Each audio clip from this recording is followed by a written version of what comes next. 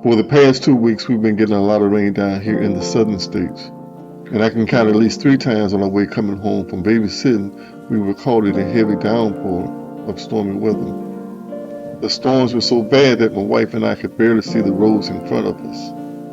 There was no vision that could be seen all around us. The only vision seen was the lines that were only a couple of car lengths in front of us. My wife was so frightened to the point that she suggested that we should pull over on the side of the highway. But I told her I could see the lines a few feet in front of us, and as long as I could stay in between the lines, it would be safer than risking pulling over. That happened to us at least 3 times in the last couple of weeks.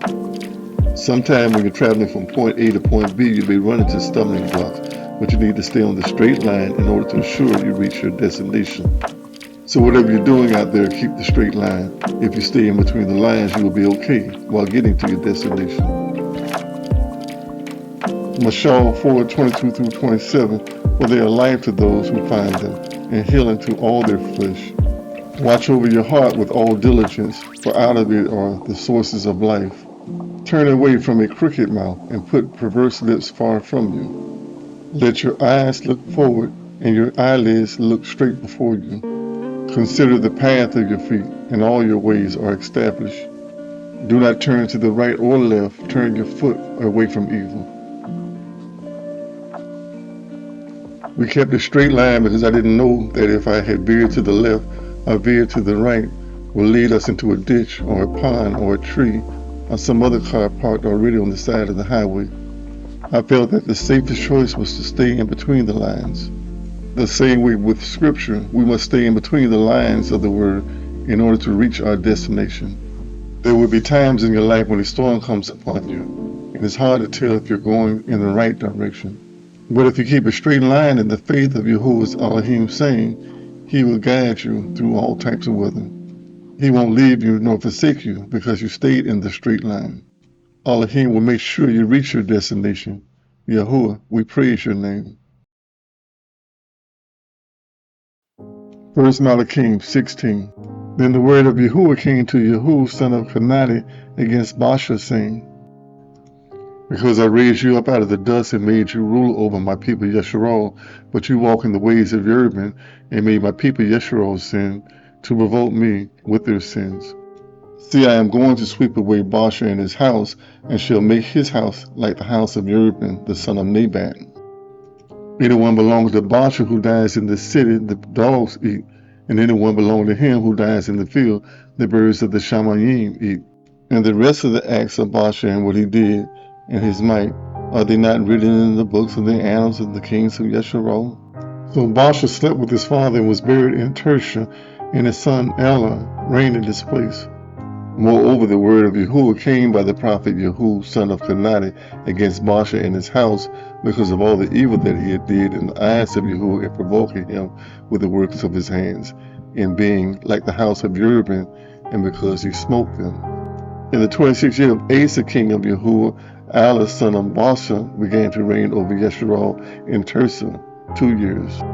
And his servant Zimri, commander of half his chariots, conspired against him as he was in Tirsah, drinking himself drunk in the house of Asa, who was over the house in Tirsah.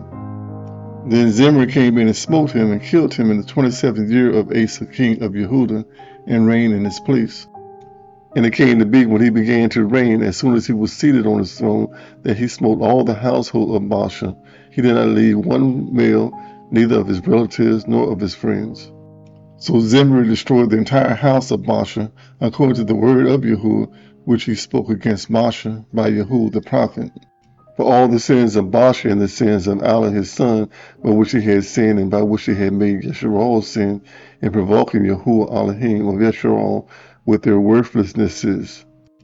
And the rest of the acts of Elah and all that he did, are they not written in the books of the annals of the kings of Yeshua'L? In the 27th year of Asa, king of Yehudah, Zimri reigned 7 years in Tirsah, and the people were encamped against Gibbethon, which belongs to the Philistine. And the people were encamped heard it said, Zimri has conspired and also smote the king. So all Yeshua'L set up Imri, the commander of the army, to reign over Yeshua'L that yom in the camp. And Imri went up, and all Yeshua'L with him, from Gibbethon, and they besieged Tirsah.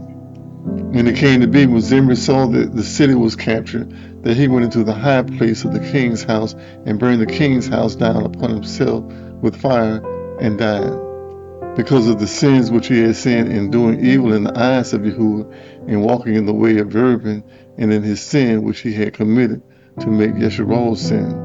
And the rest of the acts of Zimri and the conspiracies he made, are they not written in the books of the annals of the kings of Yeshurun? Then the people of Yeshurun were divided into two parts. Half of the people followed Timni, son of Jenah, to make him reign, and half followed Imri. But the people who followed Imri were stronger than the people who followed Timni, son of Jenah, and Timni died, and Imri reigned. In the 31st year of Asa, king of Yahuwah, Imri became king over Yeshurun, and he reigned 12 years. He reigned 6 years in Tirzah. And he brought the hill of Shemaron from Shema for 2 talents of silver, and built on the hill, and called the name of the city which he built Shemaron, after the name of Shamar, owner of the hill. And Imri did evil in the eyes of Yahuwah, and did evil more than all those before him. And he walked in all the ways of Jeroboam son of Nebat, and in the sins by which he made Yeshurun sin, provoking Yahuwah Elohim of Yeshurun with their worthlessnesses. And the rest of the acts of Imri which he did, and the might which he obtained, are they not written in the books of the annals of the kings of Yeshurun? So Imri slept with his father and was buried in Shamaron, and Achab his son reigned in his place. In the 30th year of Asa king of Yehudah, Achab son of Imri became king over Yeshurun, and Achab son of Imri reigned over Yeshurun in Shamaron 22 years. Then Achab son of Imri did evil in the eyes of Yahuwah more than all those before him. And it came to be as though it had been a light matter for him to walk in the sins of Jeroboam son of Nebat, that he took as a Shah Isabel the daughter of Ethbaal, king of Sidonian, and he went and served Baal, and bowed himself to it, and raised up an altar for Baal in the house of Baal, which he built in Shamaron. And Achab made an Asherah, and Achab did more to provoke Yahuwah Elohim of Yeshurun than all the kings of Yeshurun before him. In his Yom Kiel, Abidal built Jericho. He laid his foundations at the cost of Abraham, his firstborn, at the cost of the youngest of Segub. He set up its gates according to the words of Yahuwah, which he had spoken through Yahusha, son of Nun. In the scriptures, Yahuwah shows us the account of all the kings that were passed down from generation to generation. And in him revealing to us these kings, we find that most of them didn't keep commands of Elohim. He shows us that these kings continue to rebel and go after other false deities. They had a lifestyle of serving idols. So how shall we look upon idols? If you spend a great deal of time focusing on things you find pleasure in doing, that could be classified as an idol. Yahuwah says you cannot serve 2 masters, so if you find a lot of time in finding pleasures in pleasing yourself and outside the Father's will, you are idol worshiping. I like watching football. I have a favorite team that I like watching play. I know most of the players and coaches on the team. I cheer for them to get a win from week to week, but I try to draw the line there, because it takes a lot of time and energy keeping up with things in between. Years ago, I went from spending 5 or 6 hours a day studying scriptures to playing Madden, which took up a lot of time playing. I only played in the franchise mode, so it was me against the game. All the players went into a pool for the draft. Then I picked players, all 53 against 31 teams. It was challenging, but I had got so good at the highest level that I could win 9 out of 10 Super Bowls. In franchise mode, you can become the owner, hire your own coaching staff, become the manager, and pick players through the draft and free agency. You could pick the style of offense or defense you prefer. But it became an idol because I spent too much time focusing on the game and not enough time serving Yahuwah. So I was falling into the snare of idol worship, and idols are things Yahuwah hates. But at some point, Yahuwah opened my eyes to the fact that he wants your attention on serving him and not engaged in finding pleasures with yourself. If you spend too much time focusing on the things of this world and not enough time focusing on Elohim, you have made this world your idol now. Yehohanan 4, 1-45. So when Adonai knew that the Pharisees had heard that Yahushua made more and immersed more pupils than Yehohanan, although Yahushua himself did not immerse, but his Talmudim, he left Yehuda and went away again to Galilee, and he had passed through Shemaron. So he came to a city of Shemaron called Shechem, near the piece of land Yaakov gave to his son Joseph. And Yahu's fountain was there, so Yahushua, being wearied from the journey, was sitting at the fountain. It was about the 6th hour. And a Shah of Shemaron came to draw water. Yahushua said to her, "Give me to drink." For his pupils had gone off into the city to buy food. The Shah of Shemaron therefore said to him, "How is it that you, being a Yehudi, ask to drink from me, and a Shah of Shemaron? For Yehudim do not associate with Shemaronim." Yahushua answered and said to her, "If you had knew the gift of Elohim, and who it is who says to you, 'Give me to drink,' you would have asked him, and he would have given you living water." The Shah said to him, "Adonai, you have no vessel, and the well is deep.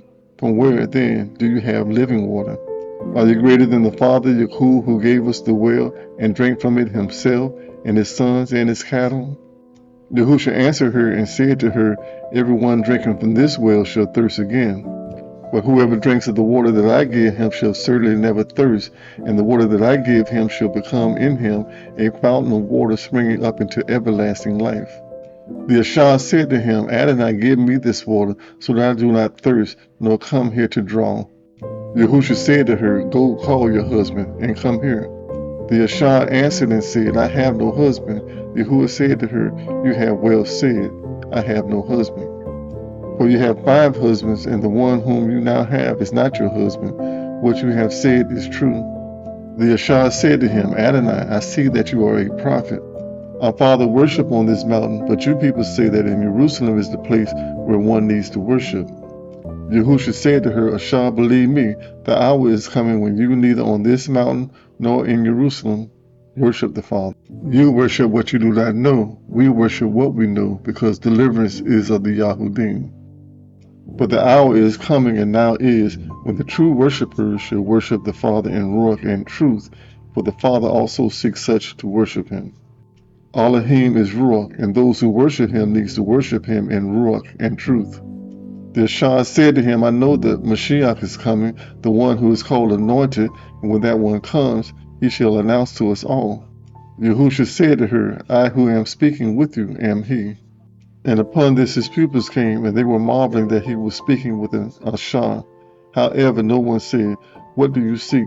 or "Why do you speak with her?" The Shah then left her water pot and went away to the city and said to the men, "Come, see a man who have told me all that I have done. Is this not the Mashiach?" They went out of the city and were coming to him. But in the meantime his Talmudim were asking him, saying, "Rabbi, eat." And he said to them, "I have food to eat, of which you do not know." Then the Talmudim said to each other, "Did anyone bring him food to eat?" Yahushua said to them, "My food is to do the desire of him who sent me, and to accomplish his work. Do you say there are still 4 months and the harvest comes? See, I say to you, lift up your eyes and see the fields, for they are white for harvest already. He who is weeping receives a reward, and gathers the fruit for everlasting life, so that both he who is sowing and he who is weeping rejoice together. For in this word is true, one sows and another weeps. I sent you to weep that for which you have not labored, others have labored, and you have entered into their labors." And many of the Shamarunos of the city believed in him because of the word of the Shah who witnessed, "He told me all that I have done." Therefore, when the Shamarunos came to him, they were asking him to stay with them, and he stayed there 2 yamin. And many more believed because of his word. And they said to the Shah, "We know that this is truly the Mashiach, the deliverer of the world." And after 2 yamins he left and went to Galilee. For Yahushua himself witnessed that a prophet is without appreciation in his own country.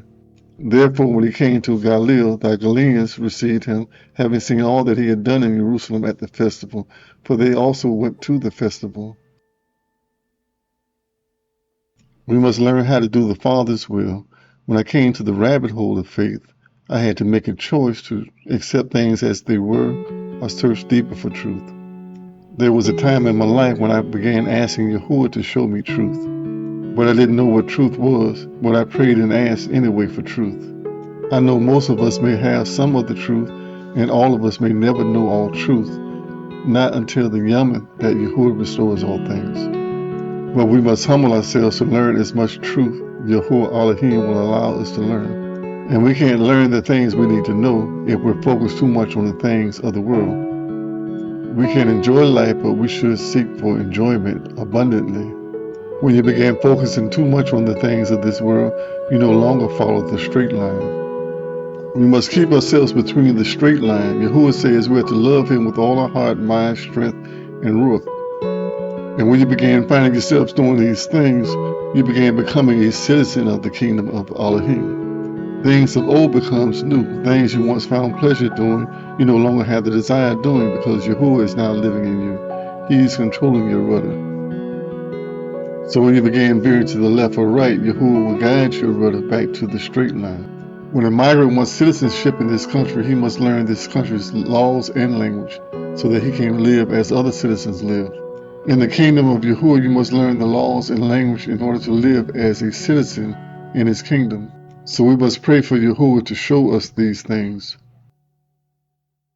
Luke 15. Now all the tax collectors and sinners were coming to Him to hear Him.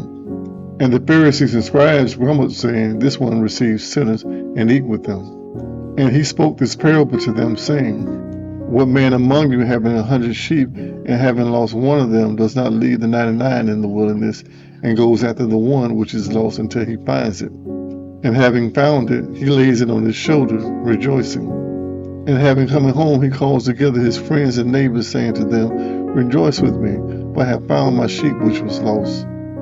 I say to you that in the same way there should be joy in heaven over one sinner repenting than over 99 obedient ones who need no repentance. Or what a shark having 10 silver coins, if she loses one, does not light a lamp and sweeps the house and seek diligently till she finds it?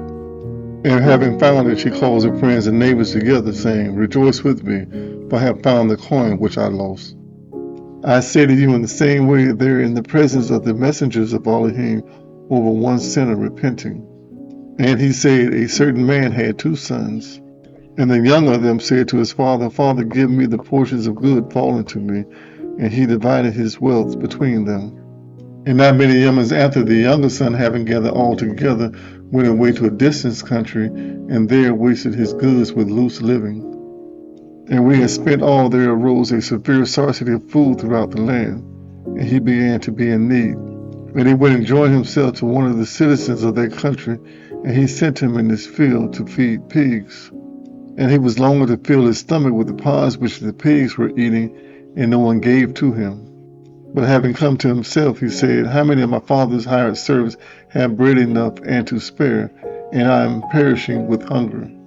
Having risen, I shall go to my father and say to him, Father, I have sinned against heaven and before you, and I am no longer worthy to be called your son. Make me like one of your hired servants.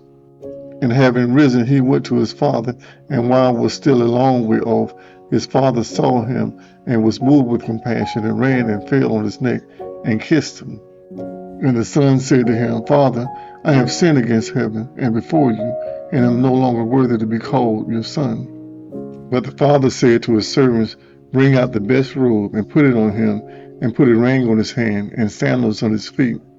And bring the fattened calf here, and slaughter it, and let us eat and rejoice.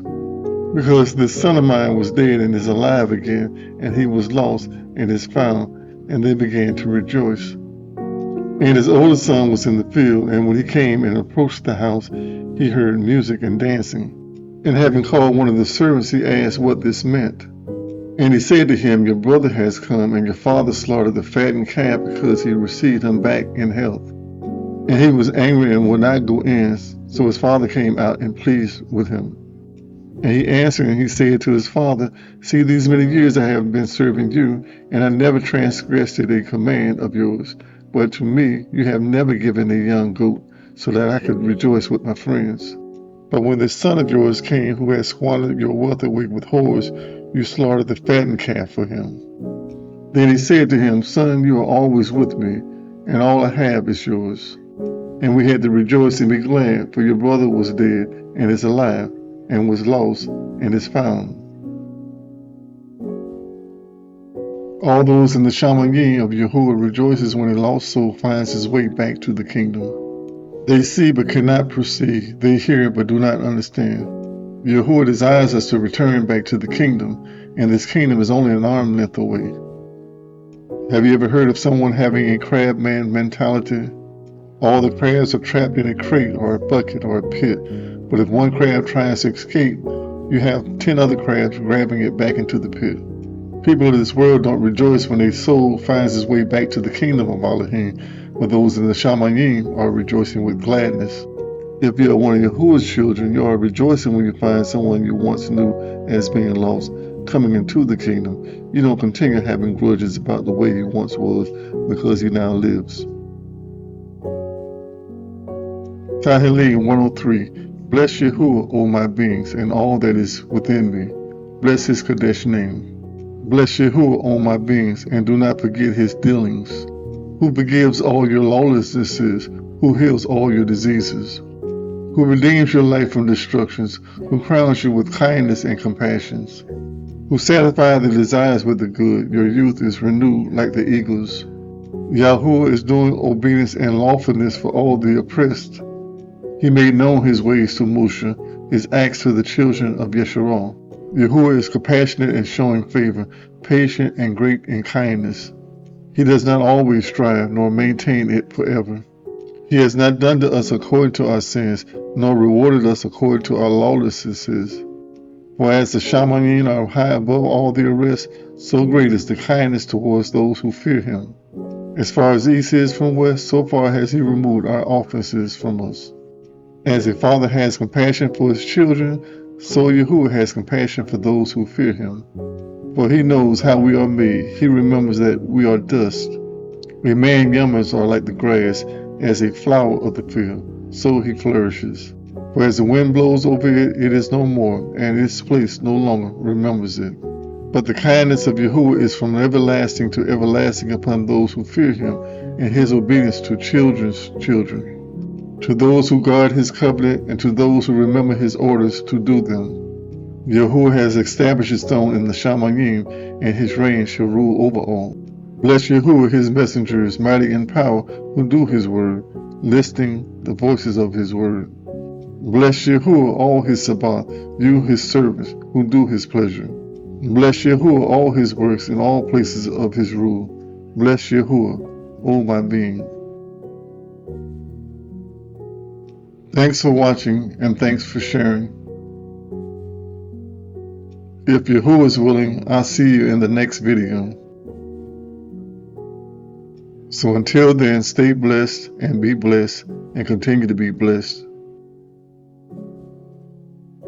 Hallelujah. Praise Yahuwah.